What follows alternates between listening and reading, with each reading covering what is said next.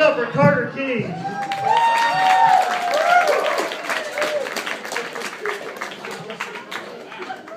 You don't see that every day. Cherish that memory, folks. I actually saw a student do that one time. So. Long story, I'll tell another day. All right, our next comedian is just like me and Carter. He is single, ladies out there.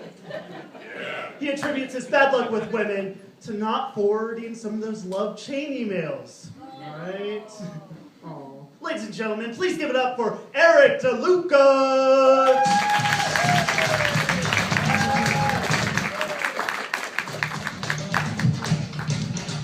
All right, well, let's let the panties hit the floor. All right. Don't worry, I won't be on stage too long. My comedy performances last about as long as my sexual performances. Been told by ladies you want to enjoy that performance, you also need to observe a 2-drink minimum. And I get it, look at me, I'm not eye candy, I'm more like eye onion rings. You don't understand. Dating is tough when chicks think you look like Meg from Family Guy. All right, cool. Your laughter is the emotional Kleenex I need when I cry in front of the mirror every morning. I mean, the woman in my dreams last week told me I look like Dora the Explorer's lazy older brother. That's why I can't hate on booze. It makes good-looking girls make bad sexual decisions. Am I right, buddy? Yeah. And I don't want to be up here complaining about my love life. I just think my application got lost at the Make-A-Wish Foundation. It's been a long time since I made whoopee. I hope it's because I don't refer to sex as making whoopee. It's beginning to think my date with Destiny is going to be inflatable. I mean, the last chick I hooked up with, she was so large, my friends were counting it as a threesome. Yeah, that's what I get for picking up the plus-size ladies at Olive Garden's never-ending possible singles mixers. You can't tell. I love food. They say you are what you eat, right? I must be on the path to enlightenment. This Buddha belly's full of fun-sized almond joys right now. I love food so much that if I wasn't doing comedy, I'd be rapping, and I have a stage name. It'd be Two Flushes. All right, you guys get this. My mom told me I could go from 0 to 6,000 calories in the span of a happy hour, and she's right. She's absolutely right. I did one of those all-you-can-eat sushi things that you guys have here in Reno. I love sushi. I stuffed myself so much the other day, I almost yacked up a koi pond. It was disgusting. Nasty stuff. And they say your body is a temple, right? Mine has a drive-through KFC at this point. That's how much I love food. I was born Italian-American. Yeah, but I should have been born Native American. My given name would have been Dances with Donuts. And have a spirit animal of a bacon wrap hot dog. That's how much I love food.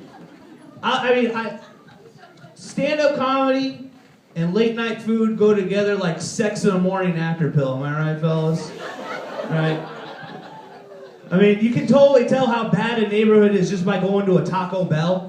Just seeing how plexiglass corridors your money has to go through just so you can get back a Doritos Locos taco. That's a hot menu item right now, but I like the chalupa because it rhymes with my last name, DeLuca. I'm a partial to that. By my house, there's a Denny's. I wish I could go there late at night, but it's closed. That makes no sense. Denny's closed late at night. It's like a stripper who refuses to wear high heels. There is a Subway by my house. It's open 24 hours a day. That's not going to happen. Yeah, nothing makes me feel like a loser like eating fresh at 2 o'clock in the morning. I don't go to Subway any other time. I hate being in line. I'm always behind someone on their cell phone. They're having a nerdgasm, texting, emailing, talking a little Bluetooth ear cockroach, or GPSing themselves all over the place. Last week there was a guy taking a selfie with his sandwich. Just order the meatball marinara, window lickers. Come on. Come on.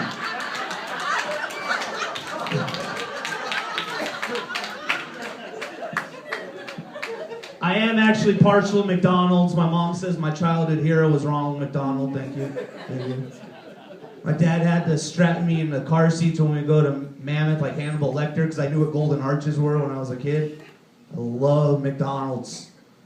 My psychiatrist tells me it's the root of all my problems. Who thought I can get clinically depressed by having all this graveyard full of Happy Meals, huh? Love McDonald's. No one ever admits they're going to McDonald's anymore, right? Not willingly, unless it's Monopoly season, of course. Right? It's a certain je ne sais quoi that's in the air.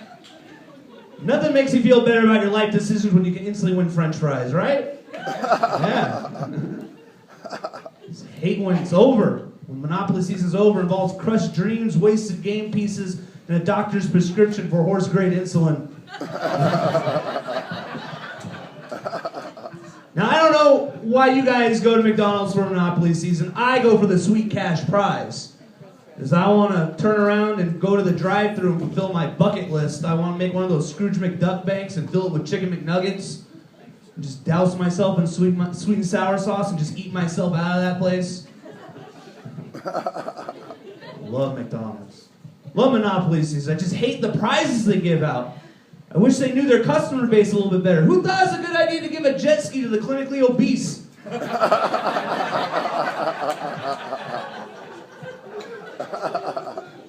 have to go to McDonald's a lot now. I have a kitchen, I have a house, and I have a kitchen. And I don't know anything about it. How does a guy who watches 4 hours of the Food Network each and every day know nothing about his kitchen? I'm barely qualified to reheat soup at this point. You know what I made before I got over here? I made a grilled bacon Cheeto sandwich. That is a gourmet delicacy. And judging by what's in my refrigerator, tomorrow morning I'm having a hangover omelet. Just 2 eggs, a bag of Skittles scrambled in shame. Don't knock it. It's got all the vitamins and nutrients you need. My dad wanted me to buy a house. We bought a fixer-upper. That's ironic, much like every other aspect of my entire life. The place looks like Dagobah. It's just a disaster. He's like, Eric, let's just put some sweat equity in the house. I'm like, yeah, it's all my sweat equity. I was at Home Depot twice last week in one day. I tweeted that out and Charlie Sheen re-hashtagged that as winning. Going to Home Depot too much. You know you've been going to Home Depot too much when employees are cool with you mixing your own paint. I got day laborers inviting me to quinceañeras at this point. That house needs a woman's touch, but I'm very picky, guys. You can't let any woman just move in. It's got to be my dream woman, and I know she's out there. The deaf-mute sister of a Victoria's Secret model who owns a medical marijuana dispensary. It's right next door to my liquor store. Doesn't mind I play video games all day. Has season tickets to the 49ers, and is a certified shake weight instructor. All right, thank you very much. All right, woo, yeah. Keep it up for Eric DeLuca.